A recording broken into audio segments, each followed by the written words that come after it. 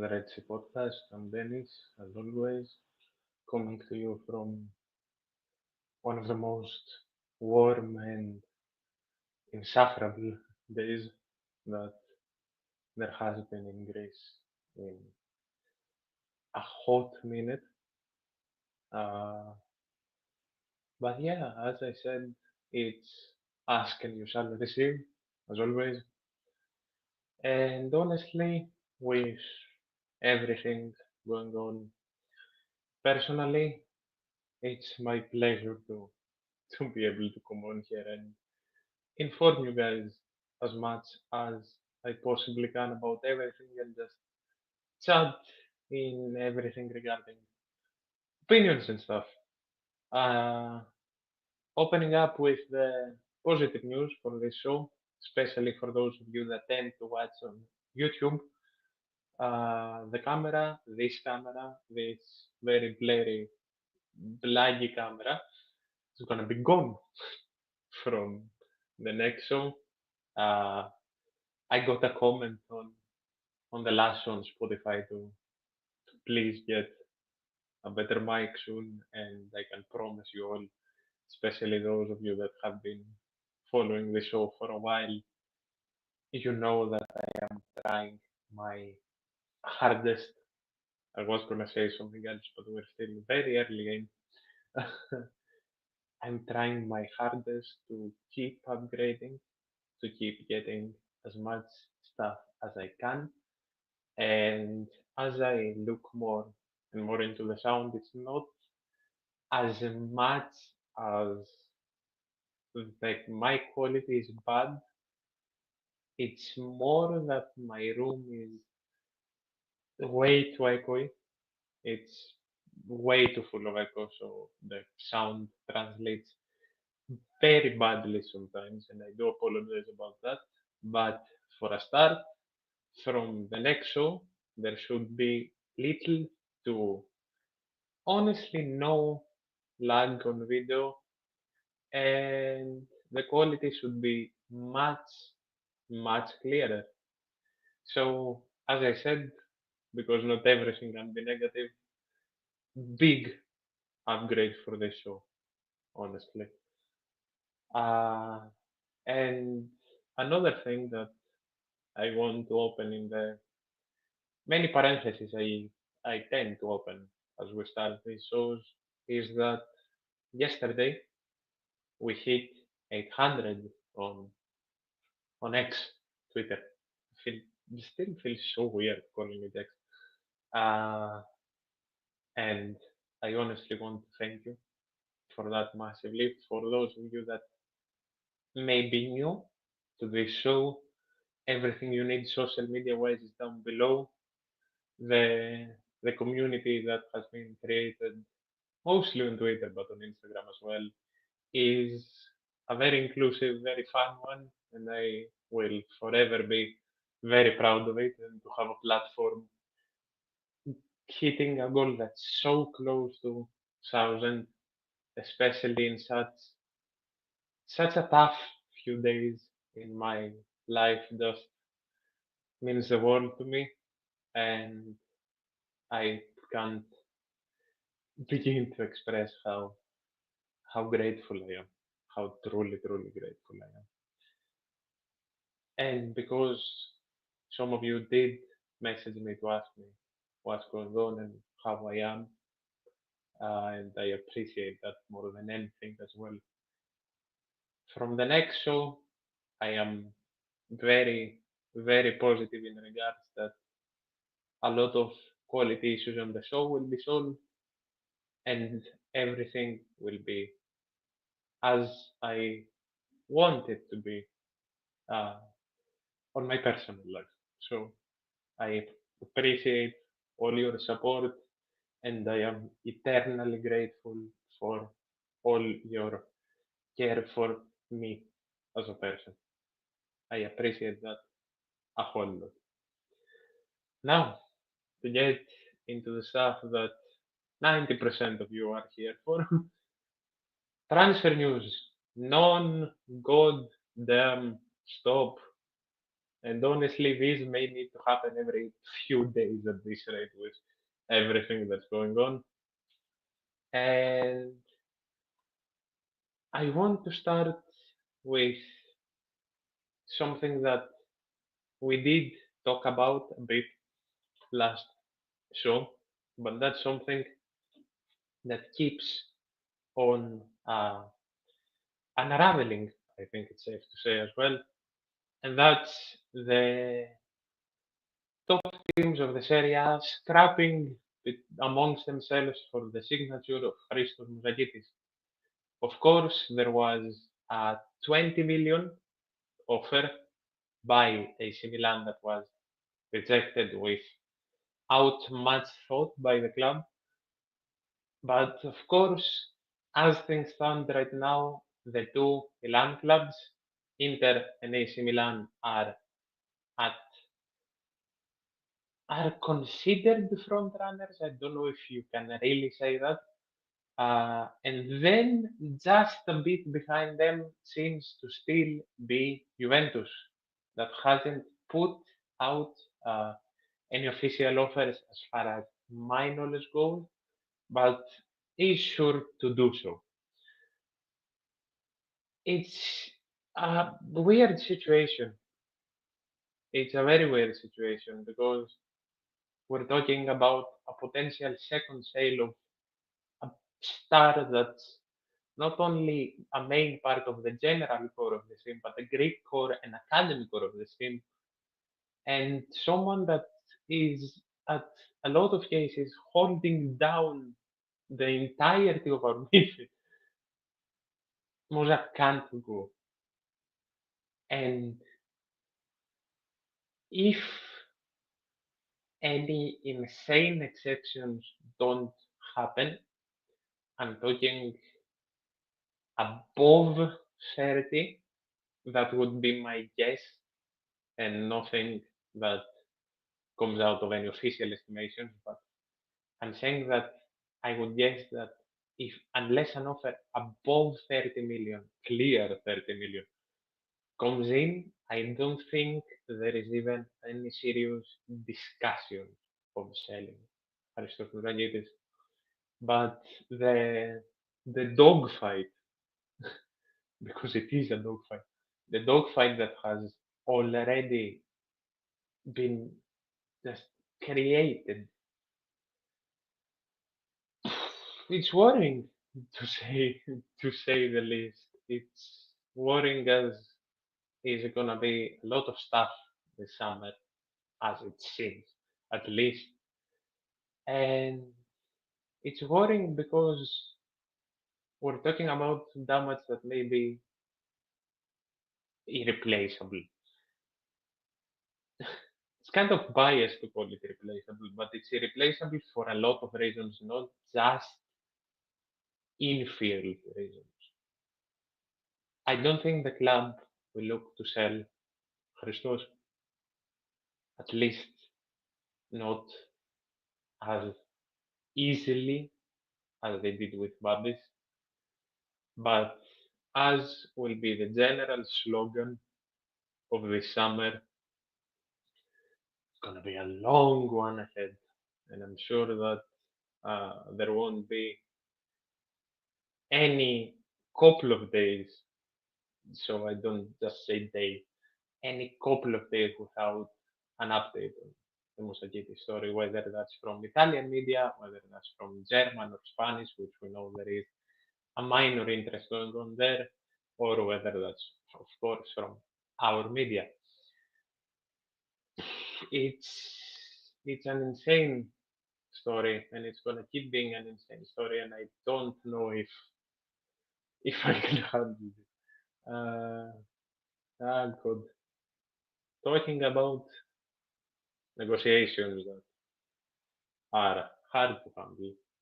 As I said, negotiations with South American teams are always a complete pitch and a half. Uh, and as it seems, they're getting harder. Because as many reported yesterday, and as I did as well, we're not the only ones in the race for Lorenzo Scipioni, Benfica have joined.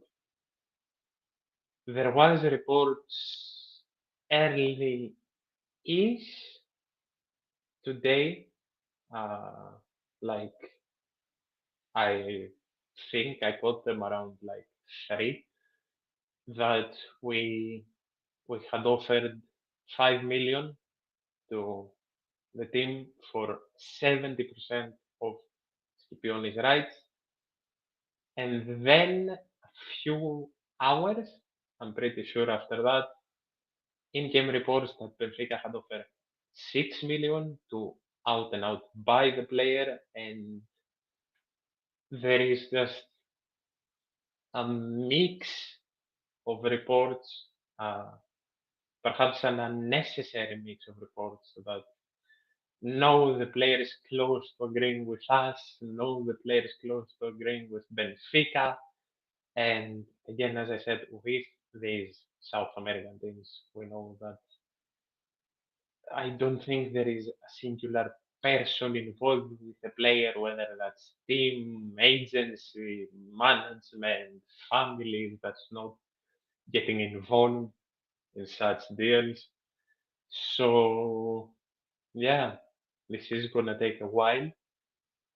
There are also reports that are going along with the 5 million offer from us, that a key figure of the club is uh, there to negotiate directly with the team to get the deal done as fast as possible.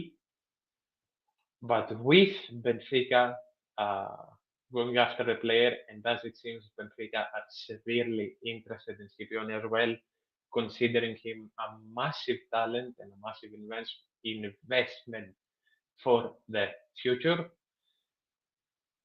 As I said, it's the catchphrase from before. It's going to be a long, long story, a long deal that I sadly, very sadly, don't think will be done fast. I just hope we move as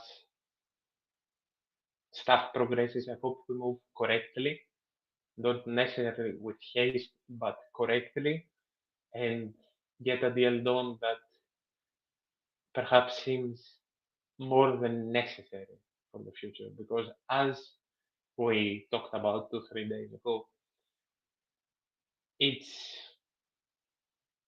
we're talking about a player that is being presented uh,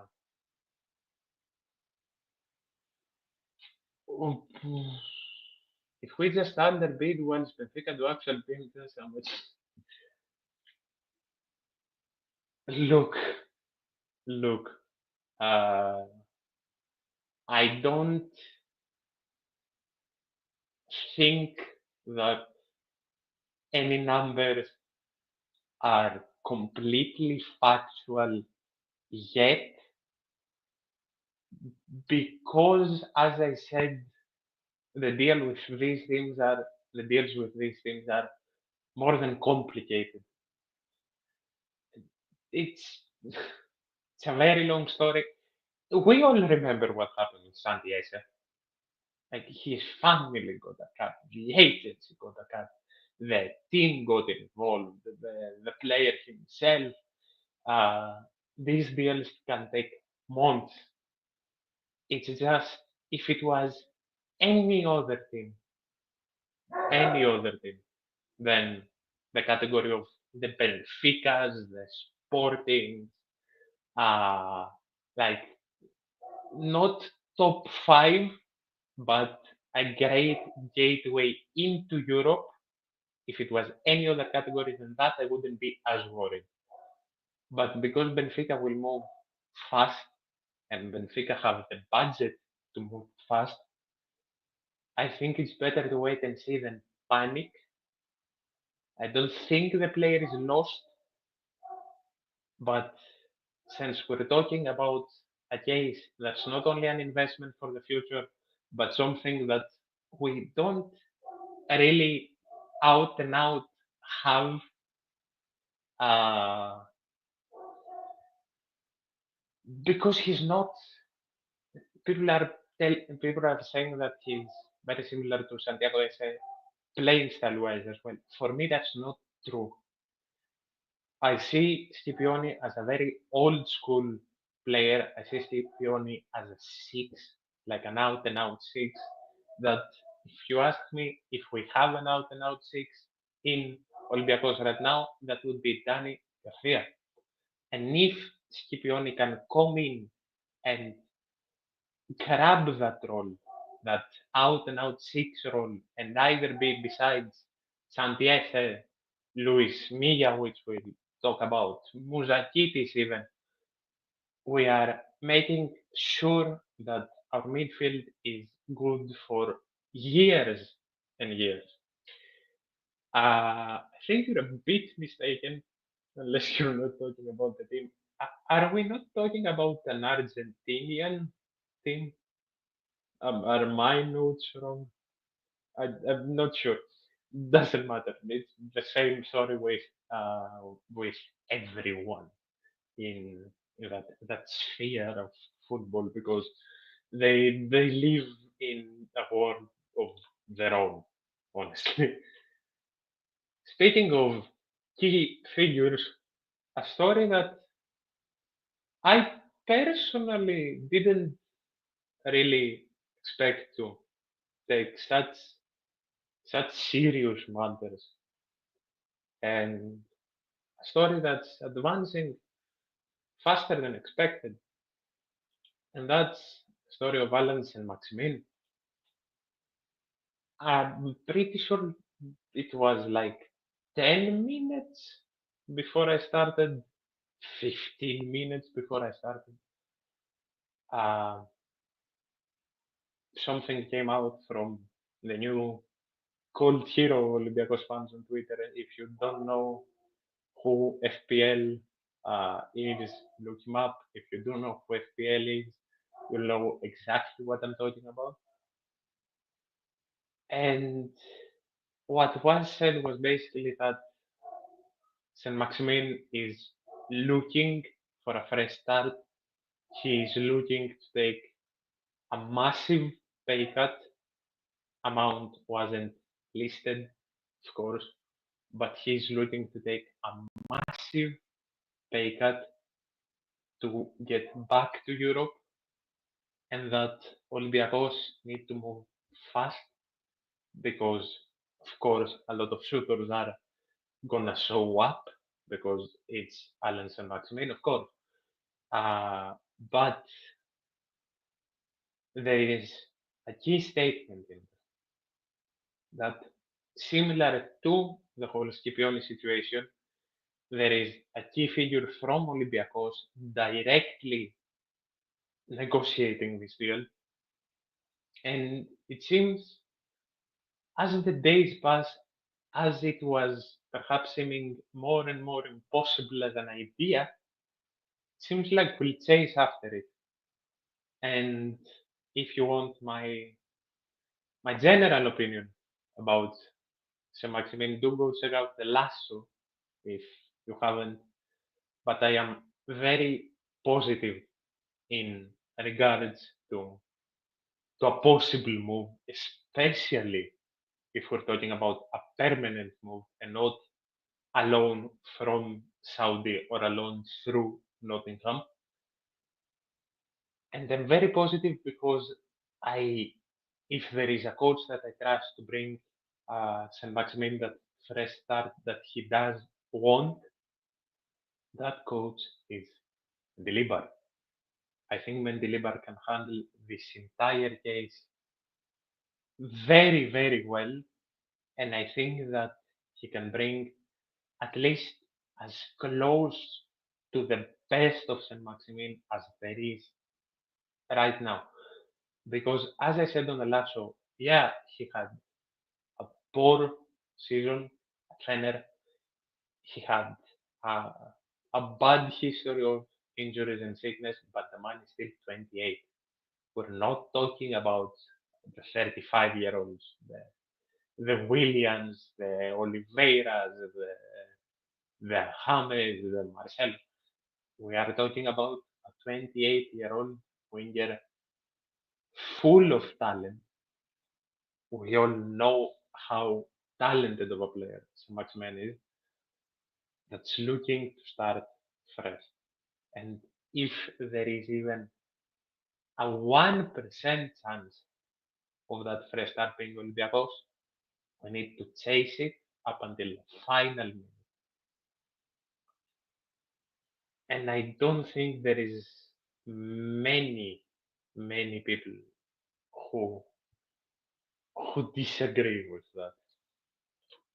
Yeah, if a person should be trusted, that's me. And as long as this move isn't forced on Mendilibar and it's something that he is willing to take up and it's something that he wants to add to the squad, this needs to be chased up until the final moment. In my opinion, in my very humble opinion, at the very least. Now, feel like I'm moving from one chaotic story to another. Carlos Vicente. Wingers left, right, and goddamn center. Carlos Vicente, of course, the winger that we've chased the most, someone that Mendilibar does want, as it seems, but someone that we've had trouble negotiating for. It's all looking like the player wants to move. The player is, of course, severely enticed by Champions League football, because God knows he wouldn't have seen that in Alaves. But there is price trouble, as it being reported at the very least. Alaves are not budging from 7 to 8 million. The club considers that too expensive,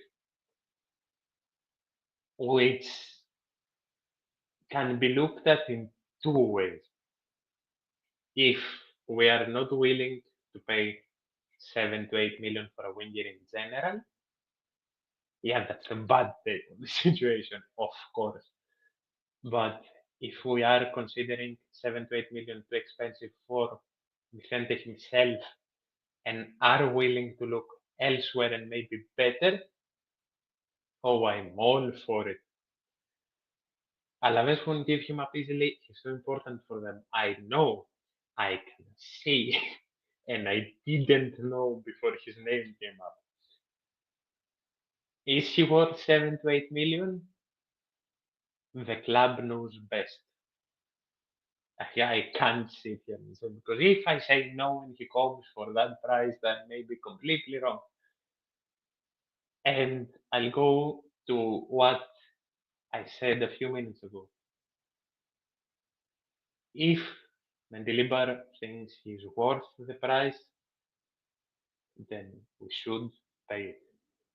If Mendilibar agrees that that's too expensive, and if the club has equal, if not better backup plans,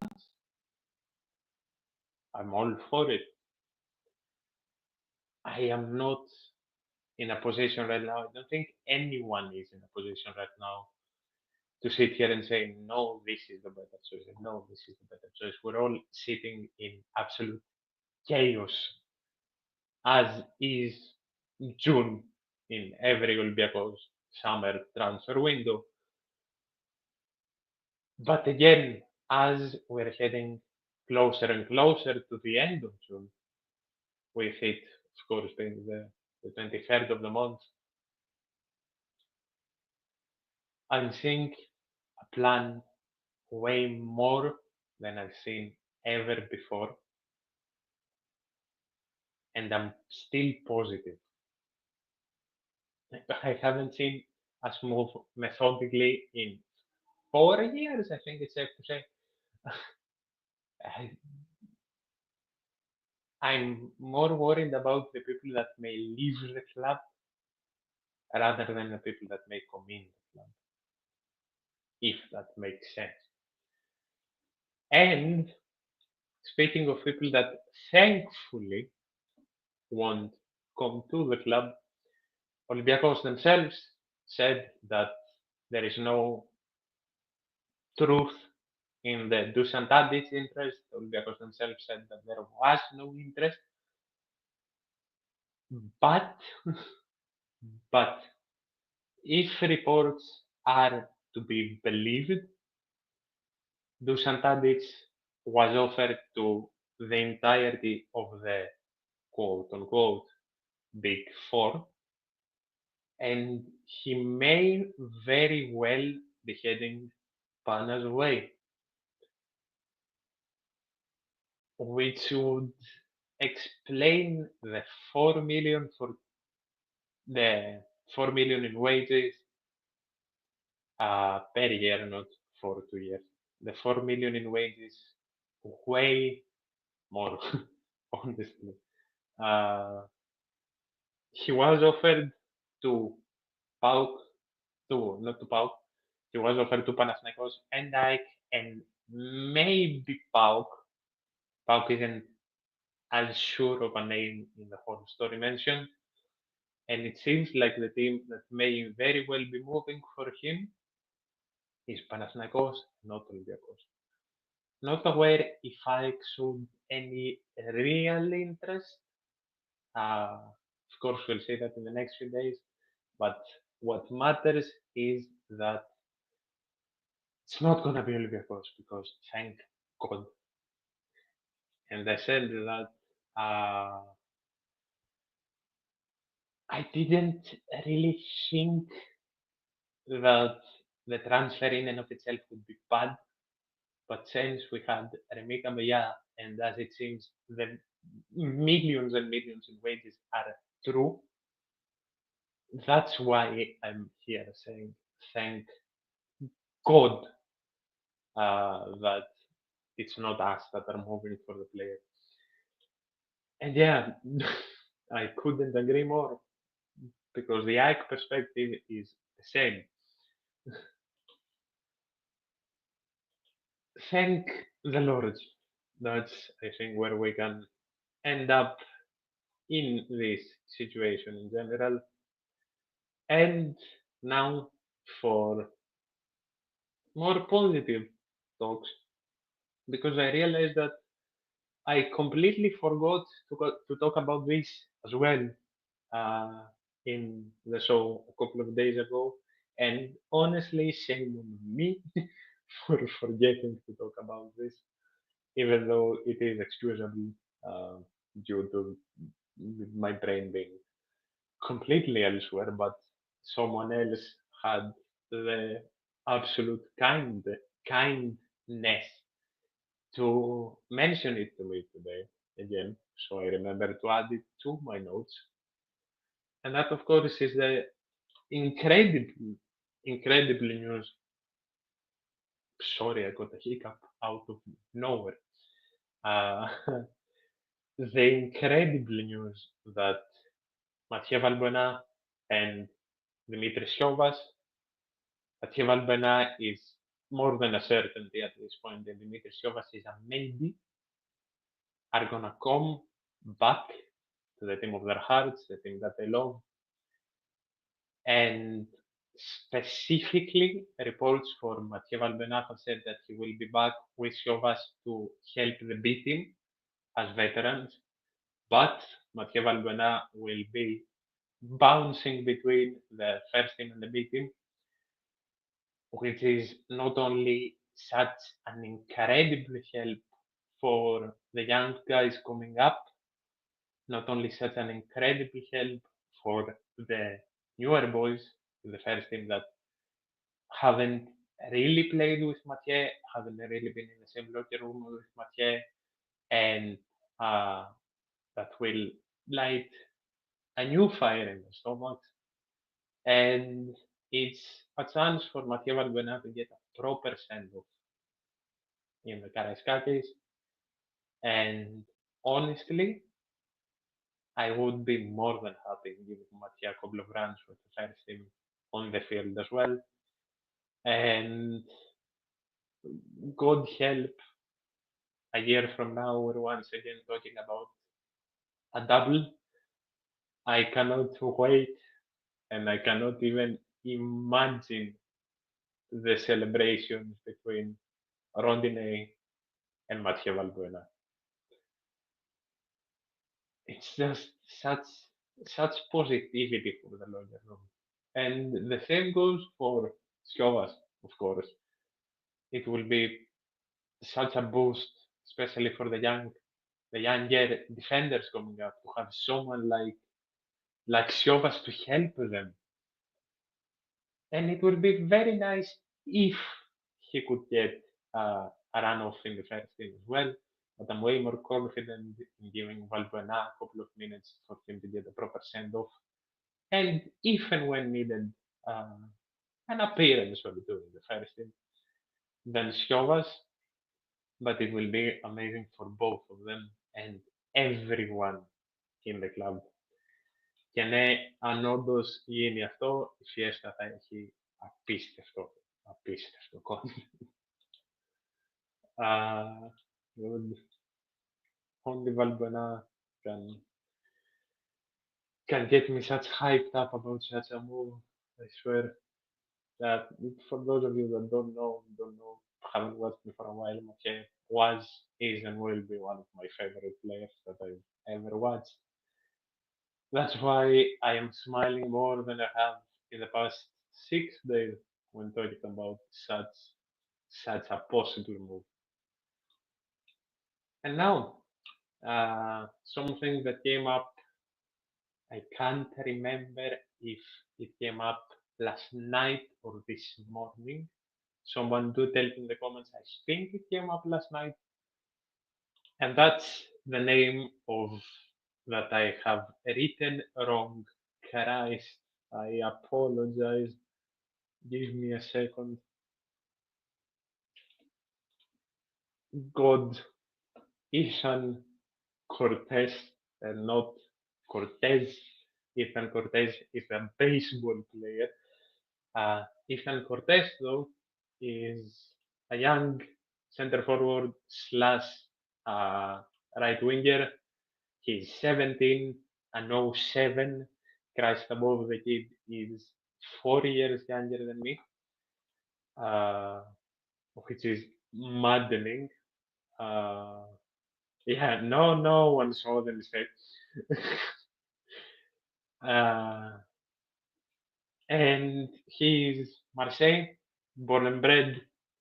He was literally born in Marseille, came up through the Marseille Academy, and eventually moved on to the team that I can't physically pronounce. Wait.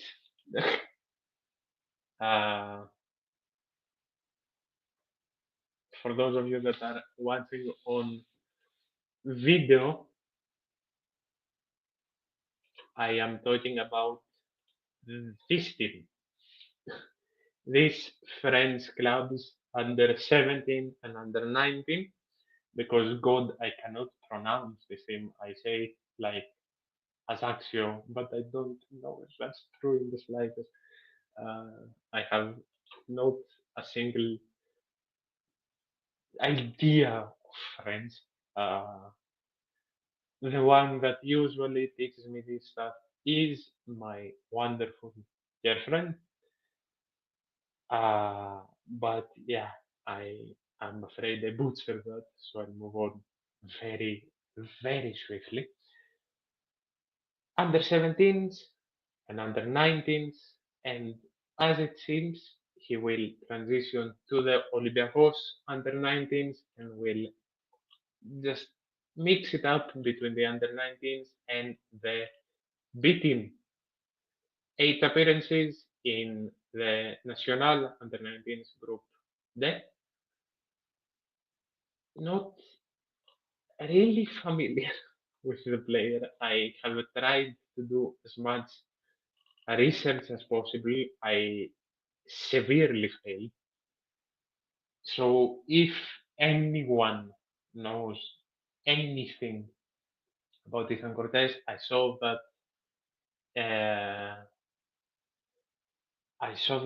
lot of people who had the best to say when talking about him. I saw that he's very hardworking. I saw that he is severely uh, talented and has a lot of potential. And honestly, if it sounds like that, and we're talking about a true gem of four nationalities, I'm pretty sure. I'm pretty sure he's uh, Tunisian, French, Algerian, and something else. Uh, I can only just applaud the insane work that we've been seeing in building the academical structure of Olympiacos. And I honestly can't wait to see if and when he comes and what he can give to this club.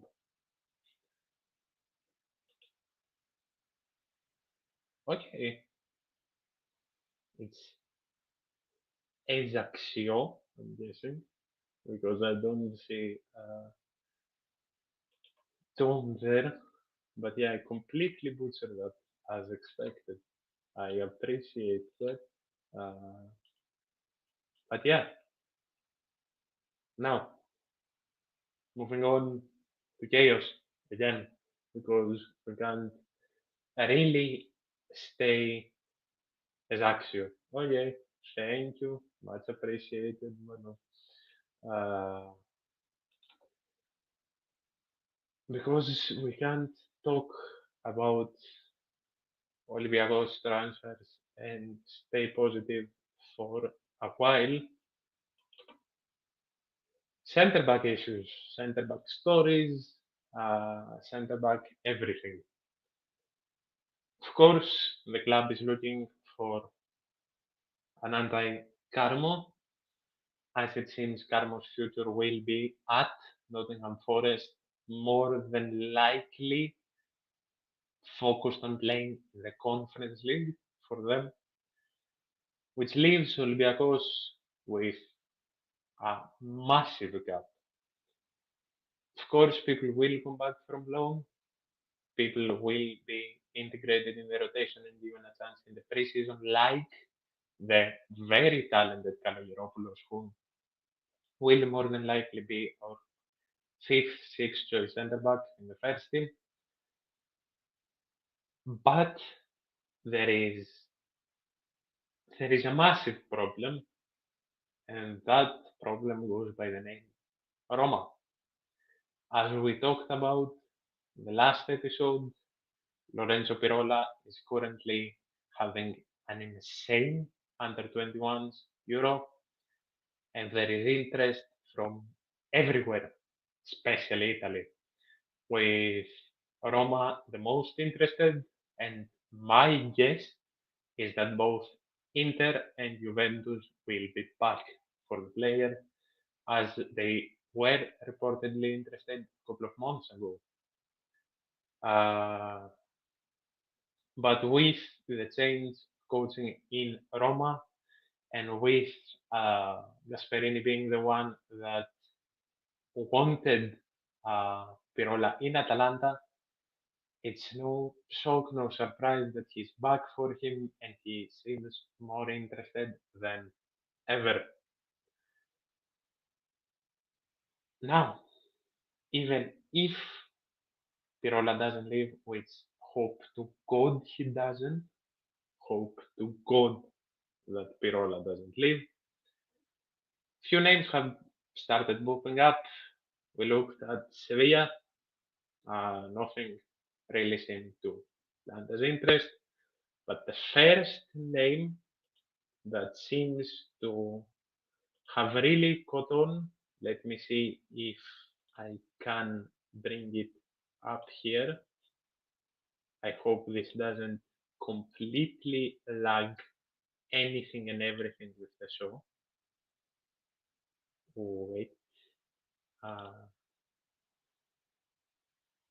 hmm. If this doesn't work, I'll just read off the stats. Let me put myself down here.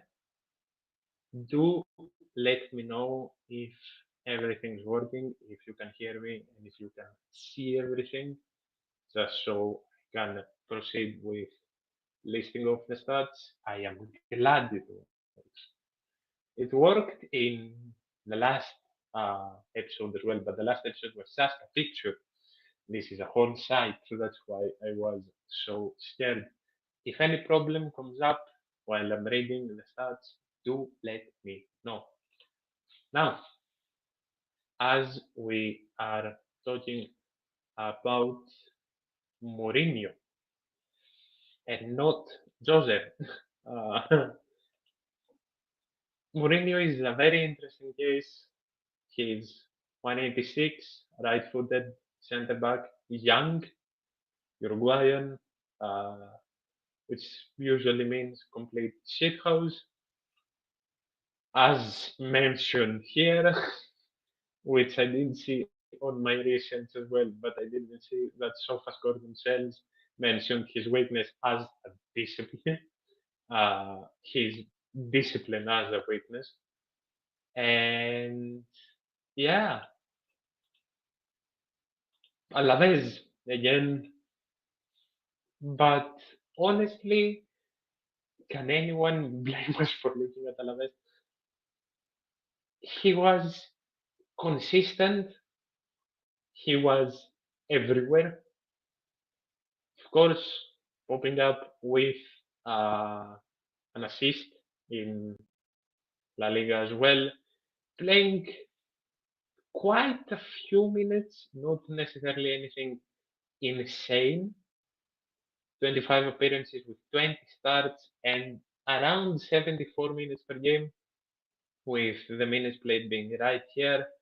Two team of the weeks, which honestly for uh, Alaves is more than good enough. I've not really focused on the attacking stats, even though his XG did honestly surprise me. It really did surprise me. Uh, but I have been more focused on here, the passing stats, and of course, mostly on the defensive stats. Of course, expected assists are 0.6, with him contributing one of them. Touches were 40.2, big chances created 2, key passes 0.3. Of course, all of these are per game. Accurate passes around 79%. Accurate passes in the own half around 88. Accurate in the opposition half drops a bit, which is expected with a 67. Not amazing in long balls with a 34. The chip passes is above 50, which is shocking. And the crosses, of course, nothing to really go on and expect from centre back. Now defending 6 clean sheets with Alaves again. Of course, 1.2 interceptions per game, 1.7 tackles per game, possession won in the final third, 0.1, balls recovered per game, a very good 3.4. Then we're talking about a player that was playing in Alaves. uh, Dribble pass per game 0.7, which is okay. Clearances 4.7 per game. Errors leading to shot or goal 0. Neither is penalties committed, which again for me is something to really focus on, especially given the team. This is just some general stats. I really wanted to focus on duels won, which is 4.3, 54%. Ground duels won is 52, and aerial is 57. Possession loss 7 times per game, which isn't really amazing. Fouls per game 1.3, was fouled 0.9, and the cards right here are 7, and no reds picked up. So we're talking about relatively an interesting case. I don't know if much was to be taken seriously, But I really did want to go over some stats, say what I found out, and wait and see, as usual with the transfers of this club. And yeah, of course, we need the centre back, but it's it's very, very important to see what will happen with uh, the case of Lorenzo Pirola as well, because God is he irreplaceable. And the last thing that I wanted to focus on, and I will try sharing the screen again, so do let me know if it works again, and do let me know if any problems pop up, is the person that I completely forgot about in the last episode, but the person that we are the closest to, as it seems, and someone that Mendelibar wants incredibly, again as it seems, and that's Luis Milla. It seems like clubs are getting closer and closer to a deal. Once again, same as Carlos Vicente, Milla wants to move both for Champions League football and Mendilibar, and Mendilibar has set him as a priority target if all the reports are to be believed. So, once again, do let me know if the sharing is going to work. It will take a moment to be set up. Give it a second, and it should be up in a bit. For those of you, of course, that aren't watching on video, videos go up on Spotify as well. Do go check the stats out, even though similarly to Santiago Mourinho, I will be reading them out. Um, it's trying to work. Do let me know if the share screen pops up. Should be up. And do let me know if my audio is doing good here as well. There it is. Okay, I'm glad. Luis Milla, of course, a name that we've been hearing for a while. 30 years old, right-footed midfielder as well. He's more of an 8 than a 6, but he's played on both. Of course, the strengths that I full on agree with are the passing, the playmaking, and the high pressing, which if something doesn't scream Mendilibar player more, I don't know what will. And I think even if we stand here, this alone shows why Mendilibar wants him so much. He's been very consistent, especially creatively. This is why I said he's more of an 8 than a 6. I wouldn't really say that his defense is the thing to pay attention to. Of course, he came in with a goal and 4 assists in La Liga. He played 33 times, started 32, almost 90 per game, with a lot more minutes than we saw before with Mourinho, with one team of the week.